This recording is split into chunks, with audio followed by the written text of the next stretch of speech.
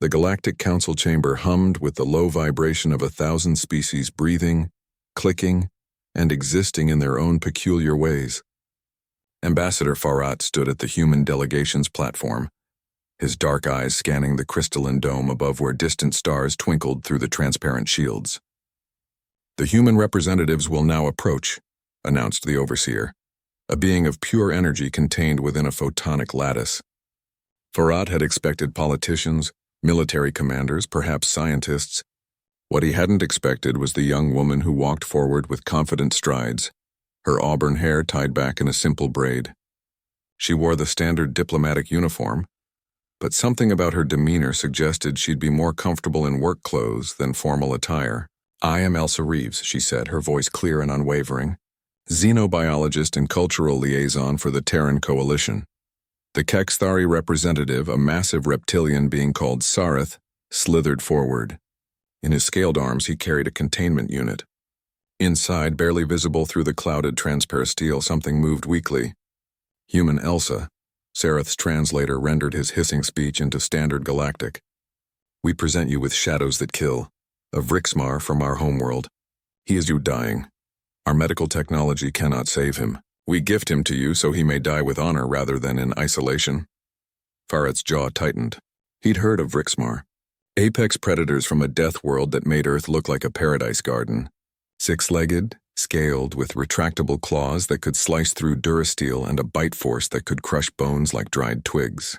The Kexthari prized them above all creatures, and this particular Vrixmar had been Sareth's bonded companion for 30 cycles. "Why give him to me?" Elsa asked, stepping closer to examine the containment unit. "Because humans are deathworlders like us," Sareth replied, his massive head bowing slightly. "And because you understand what it means to love a predator. Your species bonds with creatures you call cats and dogs, yes? Perhaps you will show him kindness in his final hours. It is more than we can offer." Farhat watched as Elsa's expression softened. She placed her hand on the containment unit and the creature inside shifted, one golden eye focusing on her through the haze. "I accept your gift," she said quietly, "but I'm not accepting him to die." The chamber erupted in surprised murmurs and clicks. Sareth's translator sputtered before catching up. "The finest Kexthari healers have examined him. The neural parasite cannot be removed without killing him. The toxins it produces are already shutting down his organs. There is no hope." Elsa smiled, and Farhat recognized that particular expression. He'd seen it before on human faces, usually right before they did something the rest of the galaxy considered impossible. "Mr. Ambassador," Elsa turned to Farhat.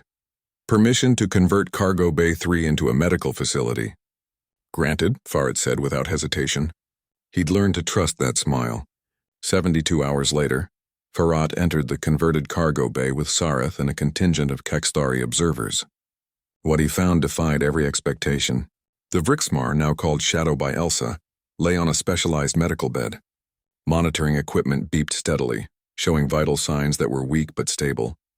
Elsa sat beside the massive predator, one hand resting on his scaled flank, the other manipulating a holographic display. "You're still alive," Sareth breathed, approaching slowly. "He's more than alive," Elsa said, not looking up from her work. "The parasite is in remission and his organ function is improving by the hour." "How?" The Kexthari ambassador's voice cracked with emotion. "Our top scientists said—" "Your scientists were trying to remove the parasite," Elsa interrupted gently. "I didn't, I negotiated with it." The gathered aliens exchanged confused glances. Farhat, however, grinned. "Explain," Sareth demanded. Elsa finally looked up, her face showing the exhaustion of 3 sleepless days. Neural parasites aren't just mindless organisms. This one had developed a basic intelligence. It was killing Shadow because it didn't understand it was destroying its own habitat. So I taught it. She pulled up a series of brain scans. I used a modified version of human neural interface technology, combined with chemical signals. I showed the parasite that if Shadow dies, it dies. But if Shadow lives, it can live too, sustained by his natural biological processes rather than consuming him. "You created a symbiosis," Farhat said in awe. "Exactly. Humans have millions of symbiotic organisms in our bodies. Bacteria, microbes, even mitochondria in every cell were once separate organisms that merged with our ancestors. I just accelerated the process."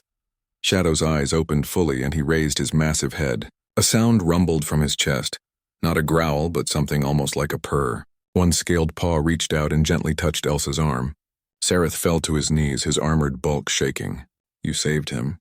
You did what an entire world of my people could not. I learned from them, Elsa said, stroking Shadow's head with surprising familiarity. Humans have been doing this for 40,000 years. We took wolves and made them dogs. We domesticated cats that could kill us in our sleep. We learned to live with creatures that every logical species would exterminate, not because we're fearless, but because we understood something fundamental. She looked directly at the assembled aliens.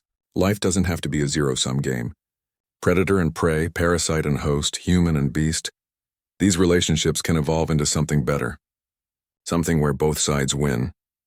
Farratt watched as Shadow stood on shaky legs, then moved to press his enormous head against Elsa's chest. The human girl, barely a fraction of his size, wrapped her arms around the killing machine and held him like one might hold a treasured pet. The galaxy sees humans as deathworlders, Farratt said quietly to Sareth.